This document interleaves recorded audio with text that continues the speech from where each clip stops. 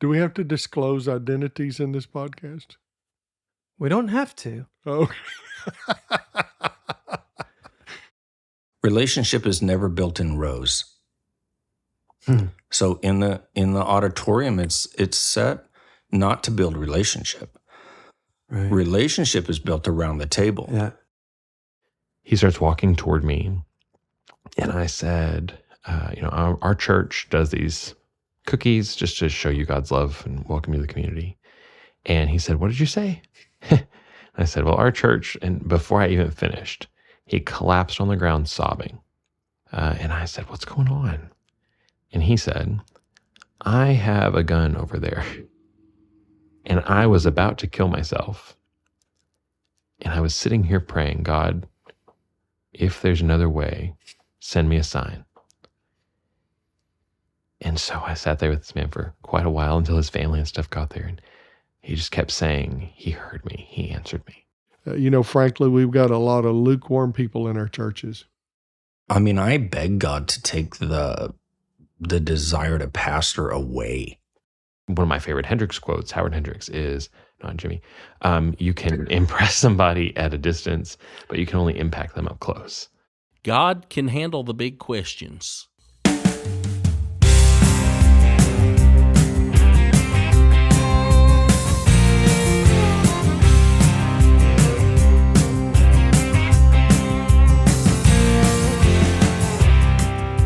Hi, I'm Chris McNeill, and this is Ministry on the Move, a journey podcast interviewing pastors and ministers across the country.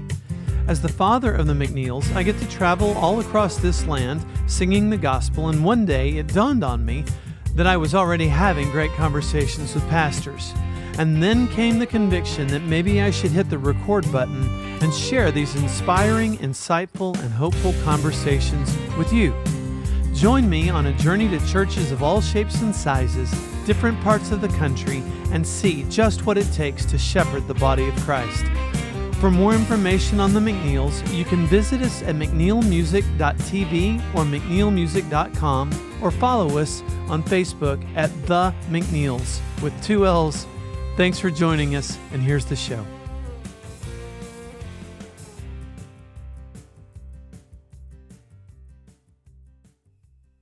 Hey, this is Chris, and this is episode number 12, and this is the second part of my interview with my wife, Michelle.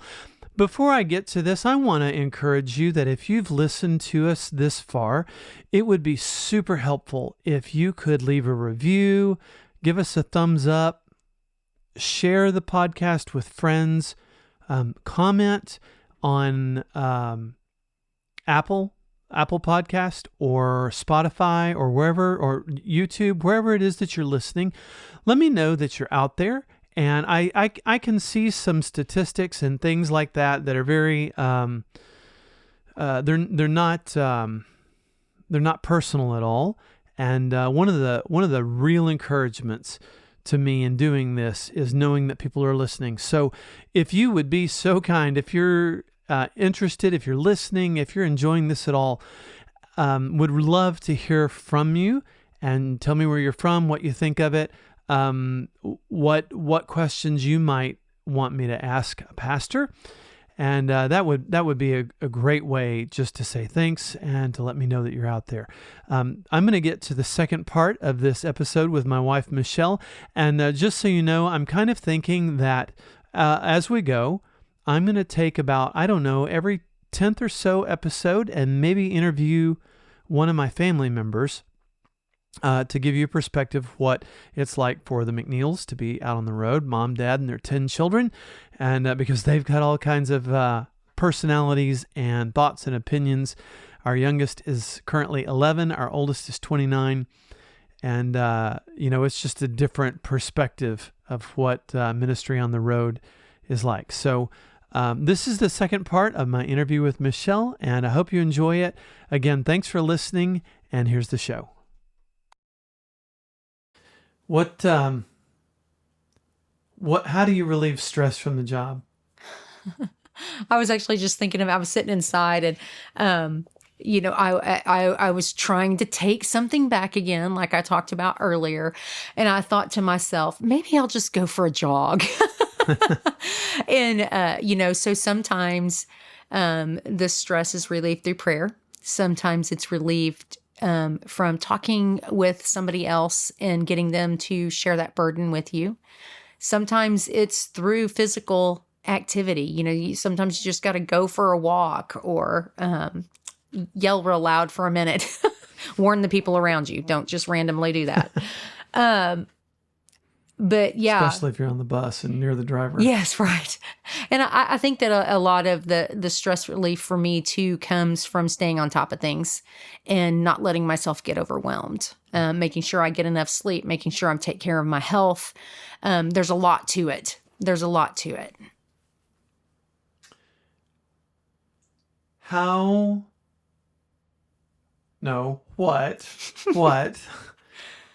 What is it like to be away from home for weeks at a time? And we've been home pretty much most weeks for the last 6 weeks or so, maybe? Yes. Maybe even longer, but we're fixing to go on a 3-week trip. Yeah.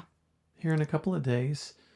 What's it like for you to be away from the house for that length of time? I'm going to back up just very briefly and say, we spent the last 3.5 years not living in our home. Yeah. Helping to care for my grandmother and my dad until they both passed this last year. And during that time, we were also remodeling our home. And so I really like our home now. It's so good to be home. Yes. It's so I love our property. We were actually, Chris and I were sitting here before this podcast began, and you could hear the birds in the Singing. microphones. Yeah. And I'm just like, I love to hear the birds. I love to see our land. I love being in my home. And so interestingly enough, that has made it a little bit more of a struggle to go on a big 3-week tour. But then as soon as we get on the bus and we get to go into the churches and the venues along the way, the Lord just reminds me, this is what I called you to. And so there's a beauty in it. But I always like coming home too. But it's been kind of fun to see the change, because even the kids, as we've come back home this time, they're older. They're quite a bit older, and so they have their businesses that they run, and we all have things here that we enjoy doing, and so you have to just change your mentality there and say, we'll be back. Yep. We'll be back because we have this work that the Lord has called us to, and there's so much beauty in that work as well. Talk about life on the bus for 3 weeks. Everybody asks us, my gosh, do you even have beds? Yes. Well, the bus is amazing. I am so thankful for the bus because when we started off on this ministry, it was something that we didn't ever think that we would have. We were in a van and a 16-foot trailer. Yes. And we're a completely debt-free ministry, and we didn't see how we would ever come to the place where we could have a bus. So thankful for the bus. But we have 14 bunks on the bus, and we have a little kitchenette. We have a bathroom with a shower, and then we have a front lounge and a back lounge. And you might be hearing the thunder through here. Thunder. Yeah. So hopefully we won't get rained out on this. But the bus really is like a second home, but it has its challenges. Mm-hmm. You have 12 people on the bus. We now have our grandbaby that's on there. And he is awesome. But it changes things. Mm-hmm. It changes when he goes down for a nap. You're still shut up in that 8 by 45 foot bus. And so you have to be quiet and you can't bounce as much. And the reality is, I'm going to just give you a peek behind the curtain. When we get ready for an event, it can get chaotic. Yeah. And it can get messy. And so when you're on there for 3 weeks and you're like, can you please hang your clothes up? And, but we also kind of, when you have your bunk, that's considered your room. And so if you need a little time, you can go to your bunk. And thankfully, we all sleep really good on the bus, because one of the beautiful things about the bus is in the bunk area, you don't have windows. And so it's dark. So even if it's daytime, you can sleep. And it's always cold. Yes. The yes. AC works amazing. I think I literally have 8 blankets that I sleep under. He's right by the AC Yeah. vent. And I'm down on the bottom bunk and I'm sweating. But it's fabulous. But it definitely has its challenges. We have a very special diet due to some genetic issues. And so we cook all of our meals. We do not eat out. And so cooking on the bus can be a challenge. Washing dishes on the bus is a challenge. But we are so thankful for the bus. We are so thankful for what we're allowed to do, that we fight through it. Yeah, Not literally. Right. Okay, maybe sometimes, yeah. I tell people that one of the reasons they see me back inside as quickly as they do is because that's the one time you don't want to be on the bus, is when we're all getting ready. Other than that, it's generally pretty okay. But boy, that hour before we sing. Yes. And there's a flow, and you can't wreck the flow, Yeah, because you can't be in the wrong place at the wrong time, or you're in somebody else's way. What moment in our ministry has affected you the most, has affected you personally the most? What moment in our ministry has affected you more than others?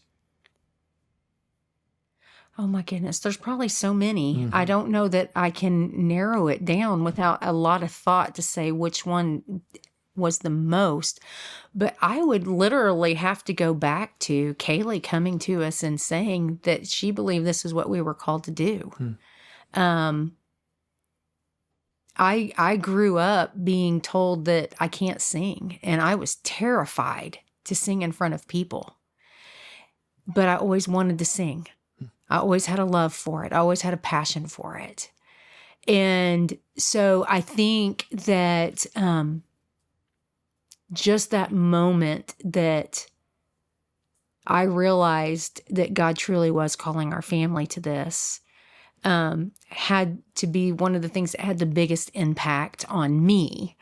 Of course, we occasionally get to see those beautiful moments when somebody turns their life over to Jesus.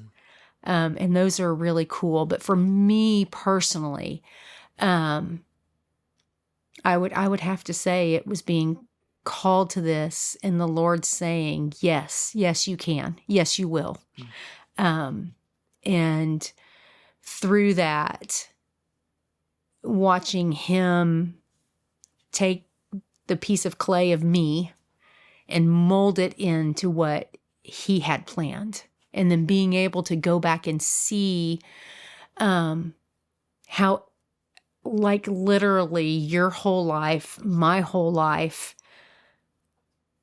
and how we were raising the kids, the Lord was just funneling us into this point. The trajectory. Yeah. But I mean, there's so many things, so many incredible things.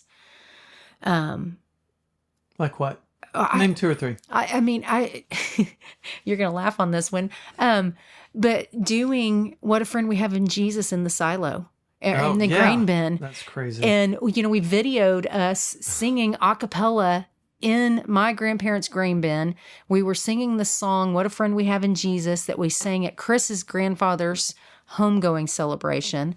Our son, our oldest son, who's now off the road and in the military, was named after both of these men, and we're singing this song, and I'm like, we need to video this. And this was, we were brand spanking new. This was probably in year 1. It was our second album. Yeah. It had our second album had just come out. And we had it on there. And so, do you remember what I told you? He told me I was crazy for wanting to put it out on social media. He was like, "Oh, you can, but it ain't gonna do nothing." And we've lost count now. This was Yeah. back before COVID. Now, since COVID, a lot of things have gone viral, but this was pre-COVID when a lot of things did not go viral. But the last time we heard pre-COVID, it had over 9 million views. But, and you say, why is that cool to you? It was cool to me because we were hearing from people all over the world. Tell the atheist story. That's what I was going to do. Because this atheist writes in on this song and says, I don't believe in God, but that's good music. And I'm like, the Lord moved him to the point that he listened to the song and then had to write in. And, I have no idea, but there was a seed planted. Yeah. It's up to the Lord what happened after that, but that was a cool story. And I just go, wow. And then another just recent one on the same lines, we got to sing at Dollywood, and gosh, we love doing that. It's kind of a cool venue because when they say, hey, the McNeills are with us, and they give our show times, they don't tell anybody that we're a Christian band. Right. And so anybody may show up. Everybody shows up. Yeah. And, we have great crowds. Yep. And, but it's really, really cool. And after this last year, we did it in 2023. And I got an email from this lady, and she was just sharing her heart with me about how our music had impacted her. And I thought, how cool that God allows us to have that little glimpse of every once in a while of how what we're doing is received. But that wasn't even the coolest part. The coolest part was she said that her sister and her brother-in-law were with her, and they're atheist. Oh, really? Yeah. And she said, but they really enjoyed it. And I thought, how cool is that we get to hear that? We talked about that one. Yeah. If we did, I forgot about it. And then I had one that just this week where I received a message from a pastor's wife. And she was telling me, she said, I just wanted to let you know that your music matters. She said, there's a lady in our congregation that her husband suddenly died. And your music is ministering to her. And she said that she hears it playing throughout the church. And she said, you're doing a good thing. And wow. It's humbling. Yeah. Obviously that's God. That's not us. Right. This is something God called us to. This is something God equipped us for. But sometimes in the struggles, when things are hard, and it's hard to get on the bus or it's hard to walk out on the platform, and you wonder, are we making a difference? And God gives you those little glimpses. Yep. It's beautiful. Yep. And I'm thankful. Would you, I think I know the answer to this, but I don't know. Maybe I don't know the answer to this. Would you rather be in the studio or singing to a live crowd? Oh, definitely singing to a live crowd. Okay. To me, there is just so much pressure in the studio because you want to get it right and you want to be able to transfer your passion into this song. And of course, then you're singing in front of Ben Isaacs, who is, a hero of our family. And there's just stress there. And you're on a time limit. There's so much. Got to get it right. Exactly. You want to get it right. But then also, when you're in the studio, you have the headphones on and it is raw coming back in your ears. Oh, yeah. And now maybe not everybody knows this, but anytime you work with anything digital, it changes the sound. So they put effects on it to make it sound like it would really sound if you were just hearing it naturally. To make it try and sound like it might be naturally. Yes. And so when you're in the studio and it's coming back raw, it's just awful. And ain't nobody want to hear that. So, yeah, but when we are singing in front of a live audience, we just get to worship with the people. And I think that pressure is taken off, and it's just us and them and God. And, then you get to see their faces, and you get to see when something moves them or that the Holy Spirit is working, and it's really cool. Mm-hmm. So definitely live. So you've been a mom now for, well, Kaylee, kill me if I tell everyone that you've been a mom for 29 years. 29 years. What advice? No, there's a specific person that you're not person. There's a specific position that you're talking to. What advice would you give to a pastor's wife with little children? We've had kids of our own for 29 years, and our youngest is now 11. And I'm just curious, we've kind of been doing this a while. What would you tell a pastor's wife who's got little kids in her position as she's a support for her husband, and she's the trainer of her children, and she's got her own duties at church more than likely? Oh, I don't feel like even after 29 years that I have enough wisdom to teach anybody else, but I'm going to pass along a piece of wisdom that was given to me. And now I would say, yes, this. Enjoy those moments when they're little. It will be gone. I'm going to get emotional again. It will be gone way too fast. Yeah. Way too fast. And when you're in the trenches and you feel like you're never going to sleep again, or if you have to change one more diaper or hear one more 2-year-old tantrum or whatever, you feel like it's never going to end. And then you blink and it's gone. And so cherish those moments and find ways to involve them as you are being the pastor's wife, and, encourage others to do the same. But then I would also say, make sure you take care of your health. That is a huge thing that, particularly for moms that have a number of children, we often take our own health for granted. And I'm not saying, there's, the me time, and that can be taken way too far. But there also has to be time where you take a break and you worry about your health. Because if you don't, then there will come a point where you are not able to care for your children properly. So you're making me rearrange my questions, but I was going to ask this one anyway.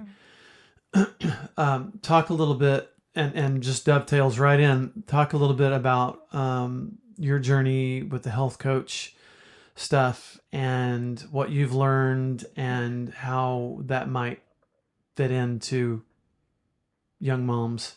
Well, I did not either have that advice or take the advice.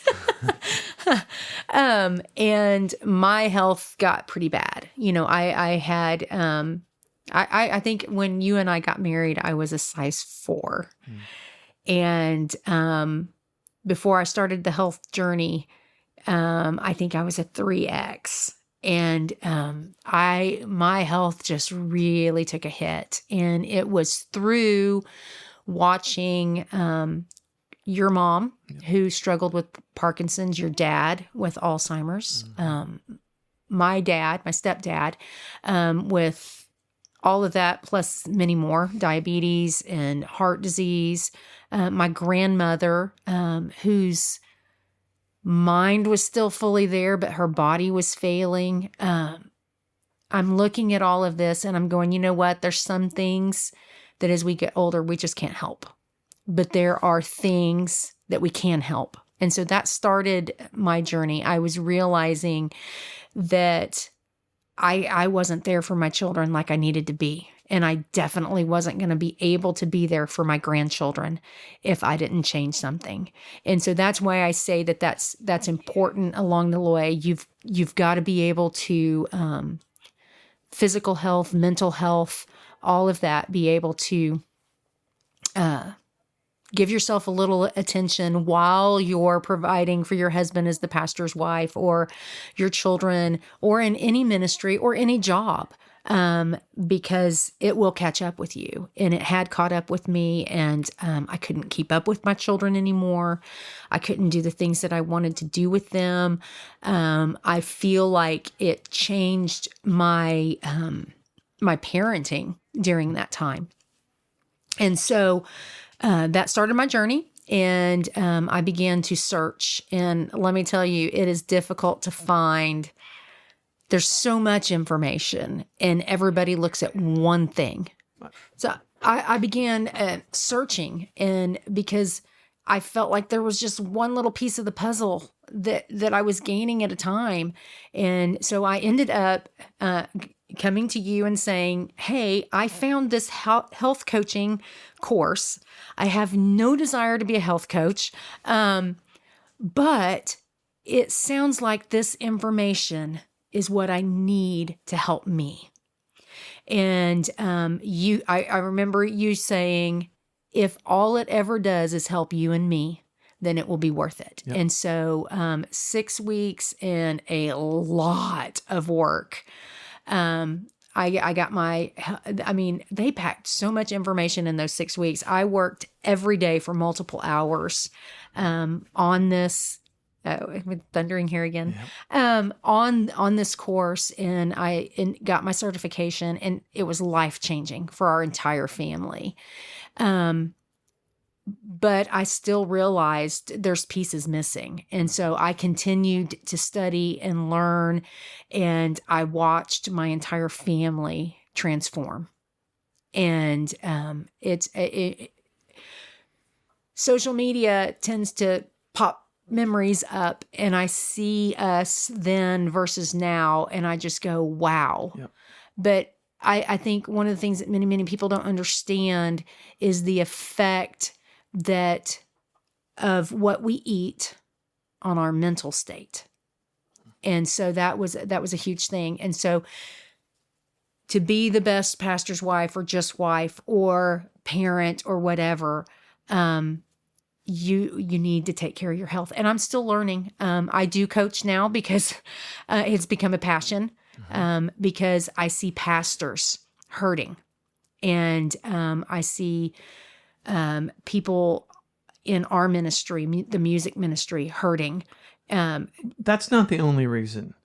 There's another big one. You're a walking billboard for it. And how many, I know, seriously, I mean, how many times do people come up to you and say, my gosh, you look great now, and tell me your secret, what diet are you on? And I've lost 65 pounds, and when we often see people one time a year, right? And so they were like, I don't know what you're doing, but it's like you're aging backwards, because I started taking care of my health. Now I'm not consumed by it. That's not my entire focus. So I lay everything else aside to do this, but I do have a passion for it now. And I particularly, interestingly enough, have a passion for giving this information to pastors and people in the ministry, because of the stress levels, because of the food that is often provided to us, which we are grateful for. Please do not get me wrong. There's so many things when you're in the ministry, like I talked about earlier, that it's very difficult, and people don't always understand that side of it.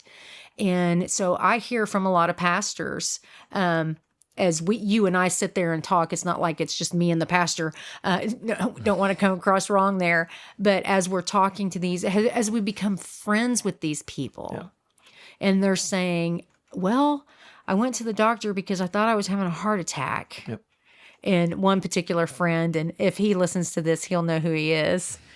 He would always tell me, well, I ain't eating like that. And I was like, that's fine. You do not have to eat like this. And so he would be like, holding his food out, which was just junk. And he'd be like, I'm just going to enjoy it. And I said, you enjoy it. I don't care. You be you. I'm going to be me.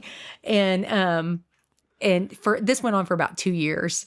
And then he had some scares. And he came to me and, well, actually we were going to sing at his church, and we always stay out at their place. And I said, hey, let's do this. Why don't you let us cook for you this week, and let us show you that it's not as bad as it sounds. And so we did that week. And he's like, well, I've got to do something, because he was really worried about his health by that point. And so we did that, and he was like, this isn't that bad. And I'm like, no, it's not. It's eating real food. It's delicious.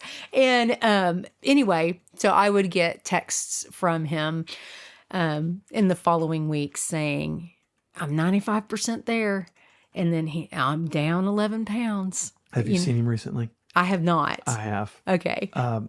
He looks great. Yeah, because, well, he told me that he was down to his goal weight. He didn't need to lose anymore. Oh, really? And he said he had an illness back a couple years ago, and he said that he is feeling better than he ever has since that came along. And so the reality is that's going to affect his ministry, his ability to pastor, because he feels good. His longevity. Yes. His focus. Yes. His attention. His acuity. Yes. All the things. Yeah.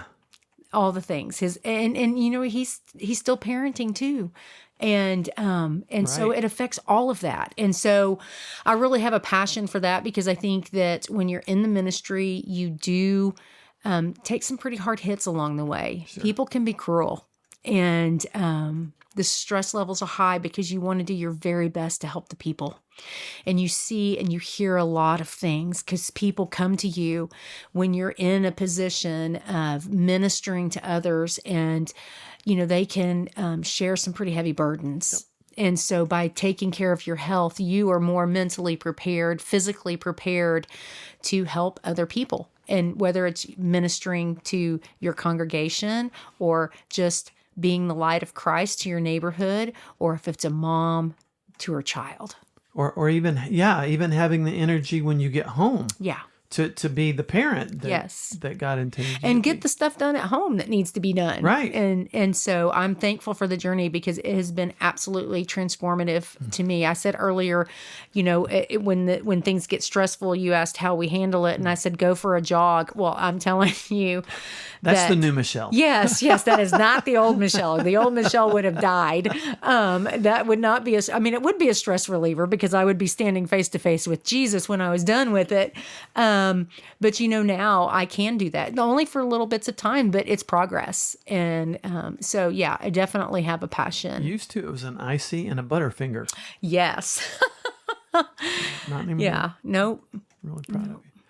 How do we reach the younger generations in a postmodern and maybe even post-Christian world? Well, I think that we be the hands and feet of Christ to them. I think that having our young people as a part of our ministry who can walk side by side with these kids, when Kaylee gets to tell her testimony, or you share about her testimony, and that if the Lord calls you to something and your parents aren't on board, then you pray about it and you let the Lord handle it. I think having young people being able to minister to these kids and have a passion for Christ the way that they do, I think that that's the way we reach them. And I think that, and here's another controversial thing that I'm going to step into here. We tell people that we're an Americana Christian band, and people say, what does that even mean? And we tell them, well, we like all types of music as long as it points to Jesus Christ. And I think that sometimes us in the older generations are resistant to change. And sometimes that's good. Sometimes it's good. It's saying, no, Wednesday night is for church. No, Sunday is for church. That's not something that you need to change to accommodate the children.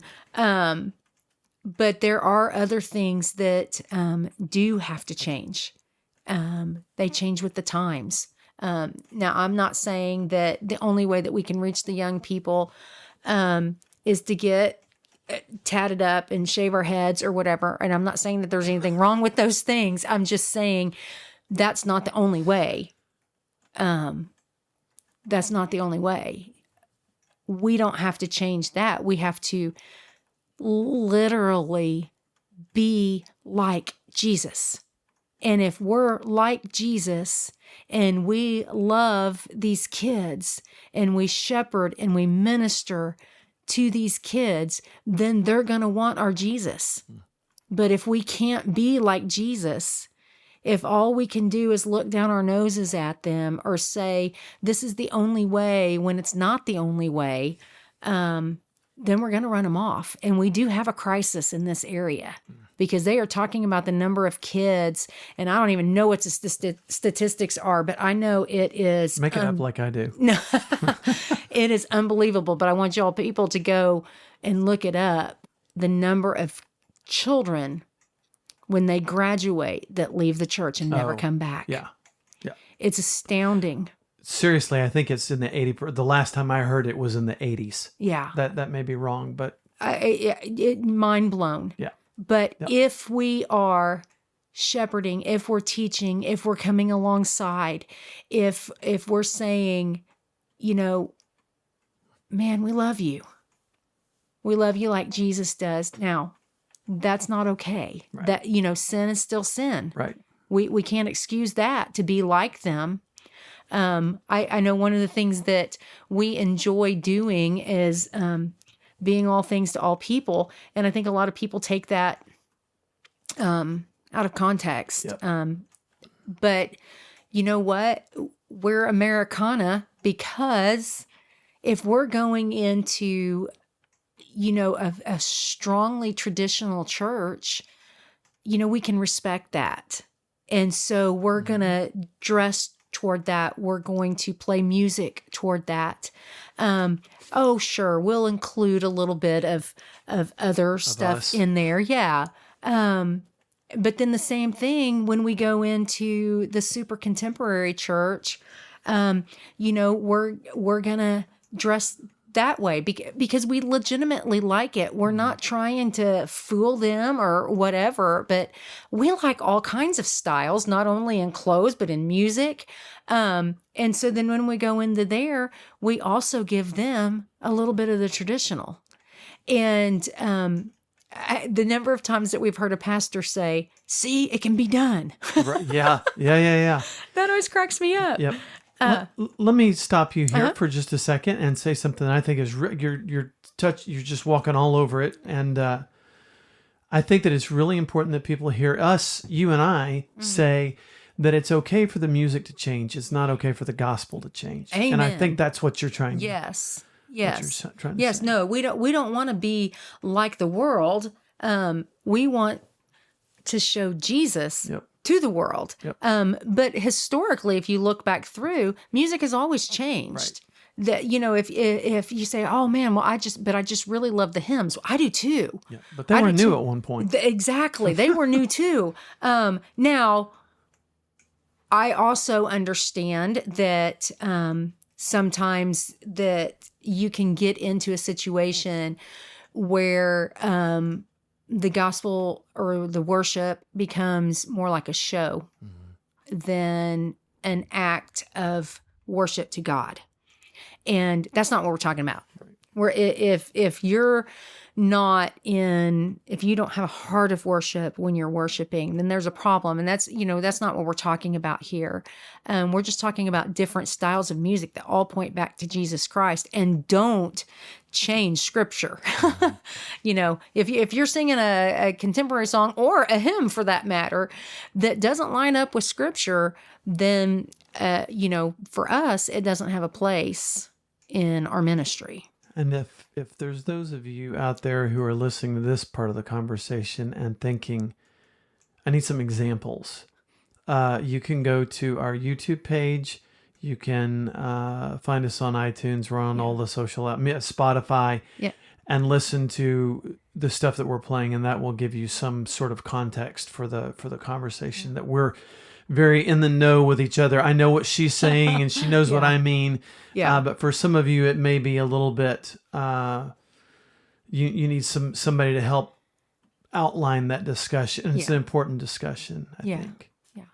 Because whatever we do, whatever we sing, wherever we go, we want it to point to Jesus Christ. Yep. And we want it to be based on Scripture. Yep. New or old. And so we reach the youth by being the hands and feet of Christ to them. And we play some of the new stuff and we love it. And we play some of the old stuff and we love it. And wherever we go, I don't care how contemporary or how traditional it is, they're going to get a little bit of both, as long as that song that we're singing points to Jesus Christ. And being real. I think that these young people need people that are real. You know, we live in a time, I was talking to one of the children today, and she was saying, you know, something that she was working on. And she said, well, do you know, I'm here doing all of this from scratch, but there's this other, program out here and there's a lot of cheats in there. And I said, you need to know how to do it from scratch. Yep. You need to know how to do it with the cheats. And then you need to know how to do it with AI, because that's the new thing now. Everything's AI. And you can take your picture and you can make yourself into anything you want to be. But what these young people need, what everybody needs today, is real. Yep. And the same thing can happen with music. What you're hearing is not necessarily always real. Yep. There's things added. There's, digital things going on. And it's not copies. Real. There are imitations. Yeah. And so I think, and if you've ever seen us in concert, we're real. Yep. And you know what? We'll mess up on you. That's right. That's right. And I'm okay with that. I am too. Because I know when I was going to concerts and I was watching the people that I looked up to and they made a mistake, it made me go, they're human. There's hope. Yep. There's hope. I may not be that good now, but nobody's perfect except for Jesus. And so it's okay to not be perfect. Yep. And we don't have to put on these airs that we're perfect, that we never get upset, that we never walk on stage a little grumpy, that we're always going to play perfect, that we're always going to remember our words, because nobody measures up to that standard. And our world, our social media, our everything, our movies, they're full of things that are fake. I call it the airbrush, Photoshop, auto-tuned AI generation. Yeah. But the sad thing is these young people believe that it's true. I mean, they know that there's AI stuff out there. They use it. They know that there are filters. They use it. Better than I do. Yeah. But yet they still believe in those things. And so I think that a very important piece to attracting our youth is to be real. Mm-hmm. Be real. Which I get tickled at. There's actually an app called Be Real. Are you familiar with that? I'm not. And so you're supposed to be real. You're supposed to just legit take a snapshot, right? And send it out and just tell people what you're doing in that moment. They have a delete button. That is not being real. That is not being real. All the pictures are staged. Exactly. Right. And man, I'd be guilty too, because there's sometimes you do not want me to be real, right. Because I just got out of the pool, my hair's a mess, or whatever. I'm sitting there and my house is a mess, whatever.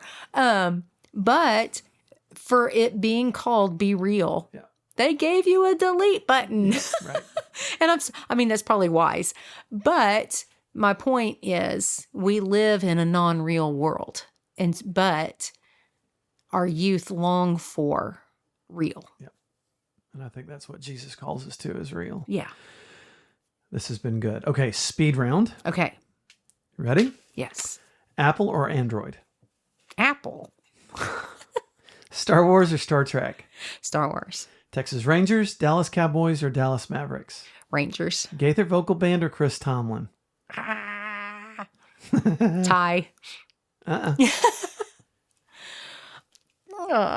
Chris Tomlin. Okay. Do you prefer inside venues or outside venues? Oh, inside, especially in the summer. Yeah. Funny. I knew you'd say that. Do you prefer returning to a church or singing in a new one? That's another tie, and it has to be a tie. It has to be a tie. It is. That one, I literally can't break that one. I'm not saying that I'm not talking about the people, because I know that you love all the people and you love going back and meeting new ones, or love going back and meeting people. But would you rather sing in a new church or go to an literal tie? I'm sorry, you're not getting any other answer on that one. All right. Because there's something about both of them I know. that is so cool. Yeah, I agree with you. All right. So lastly, where can people find you if they're interested in reaching out to you directly, to connect with you, to find you on social media, to learn more about health coaching, to find out more about the McNeills, whatever it is? Take it away and tell us how to find Michelle McNeill, the world's greatest wife. What do you want? No. So for music, it's McNeillmusic.tv. So McNeill music.tv, and you can go to the contact portion of that, and that actually comes directly to me from there. If you are interested in the health side of things and taking your health back and living free from all of the junk of bad health, you can go to my website, mytotalhealthmentality.com. So again, that's mytotalhealthmentality.com. And there's a contact page on there as well. You can reach me, or you can just reach out to Michelle at McNeillmusic.com or Michelle at mytotalhealthmentality.com. All of that comes to me. Awesome. Thank you. Did you know what this was going to be like? No. Yeah. No, but I wasn't worried. No. Okay, good. I can take you on. No. All right. Then I've got one last request from you. Okay. You just close us in prayer and we'll be done. Okay. Dear Jesus, just thank you for this opportunity, another opportunity to share, to hopefully minister, to encourage. Lord, we thank you for every opportunity like that you provide to us. Lord, I pray that any words that were spoken that you don't want out there, then Lord, just don't let it record. But Lord, I pray that you would take and use this however you see fit. Lord, I thank you for allowing us to do what we get to do. The blessing, the honor that we receive, we can only pray that you will use to bless others.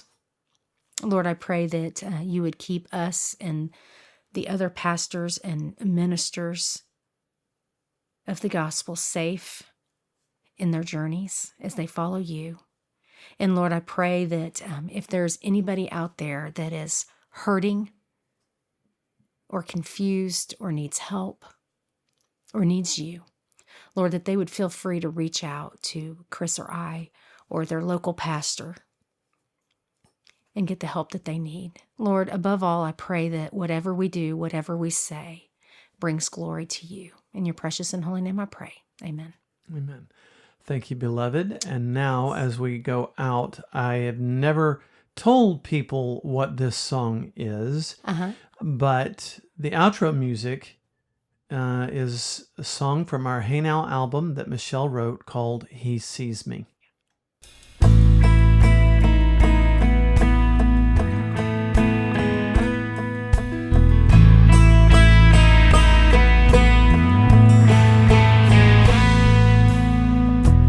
Thank you so much for joining us for this episode of Ministry on the Move. I've been your host, Chris McNeill.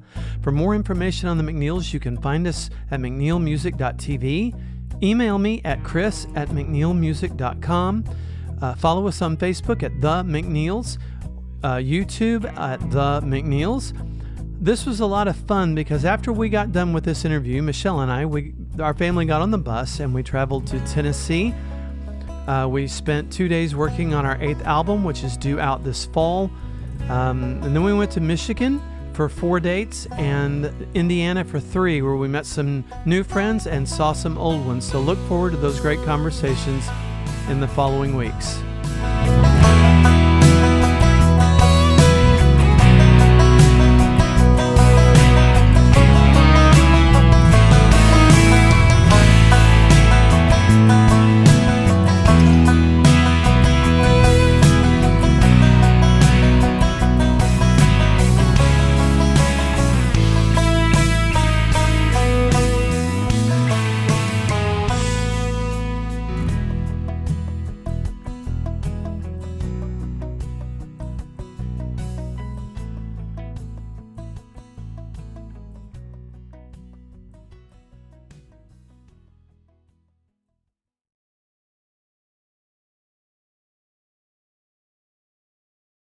You know, I married my wife for her looks, just not the one she's been giving me lately.